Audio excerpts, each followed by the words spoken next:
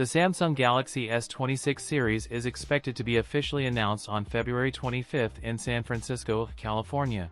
The Samsung Galaxy S26 and Samsung Galaxy S26 Ultra have been spotted in hands-on images. They appear to have a slab-style design with slightly curved edges. The Samsung Galaxy S26 is seen with a triple rear camera unit, while the Galaxy S26 Ultra has a quad rear camera setup, which is a camera design that's similar to the Galaxy Z Fold 7. Samsung is introducing a new AI privacy display feature on the Galaxy S26 Ultra. This technology will actively block side-angle viewing, preventing others from seeing what's on your screen without affecting brightness or touch experience, unlike traditional privacy screens. Galaxy S26 Ultra will feature a 200MP ISOCELL HP2 sensor with a new lens, a 50MP ultra-wide sensor, and a 50MP periscope sensor offering 5x optical zoom. The 3x telephoto sensor is also receiving attention, with Samsung reportedly testing a 12MP unit, powered by Snapdragon 8 Elite Gen 5, with 16GB of RAM in all storage variants, which reportedly remain unchanged. The 6.9-inch display with COE technology is expected to be the same size as its predecessor, with only minimal changes to the display bezels. It will reportedly use Samsung Display's M14 material set paired with COE technology. The S26 Ultra is said to employ a 5000 mAh.